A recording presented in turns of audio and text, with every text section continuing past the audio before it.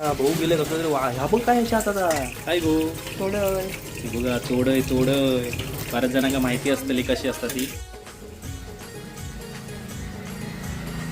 चोडय fry मस्तपैकी मालवणी पद्धतीने. मगाशी तुम्ही बघितलं श्रावणी मस्तपैकी शिनाने ना साफ करून घेतला आणि व्यवस्थित. आता आपण आपलं मालवणी मसालो हळद आणि चवीपुरता मीठ त्याच्यामध्ये टाकून घेतलं. कशा आपला काय सगळा मिक्स करूचा. त्याच्यामध्ये आपला जो गावठी आगूळ होतो तो आपण आगूळ त्याच्यामध्ये टाकून घेतलो आणि आता सगळ्या श्रावणी एकजीव करून घेतो. एकजीव कशासाठी तर सगळं तो जो मसालो बिसालो हा तो सगळ्या फोडिंग का व्यवस्थित सगळ्या बाजून लागा करू. ते ह्यो बघा आता कसा सगळा मस्त एकजीव झालेला असा. त्याच्यानंतर ह्यो रवो घेतला आणि त्याच्यात पण थोडासा मीठ टाकल्यान कारण ह्याका कोटिंग करूसाठी लागतला. त्याच्यानंतर आधी कसा आमचा करूच्या आधी स्वतःचे अळूवडे भाजून घेतले. म्हणजे कसं आता खायत नाही ना नॉनव्हेज त्याच्यामुळे. आणि हे मासे पण होते मतलब मासे पण फ्राय करूया. पण त्याच्या आधी माकुल का मस्तपैकी रव्यामध्ये कोटिंग करून व्यवस्थित ते आपण आता तव्यावर सोडतला.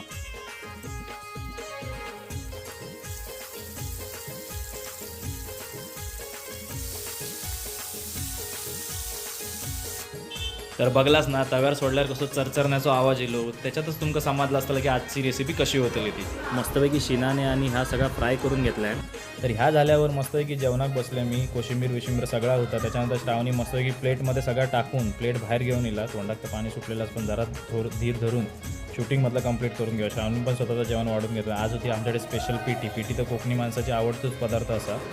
आणि मस्तपैकी आज आम्ही पीटी आणि शिनाण्यांवर ताव मारलो. कसं वाटलं व्हिडिओ नक्की सांगा.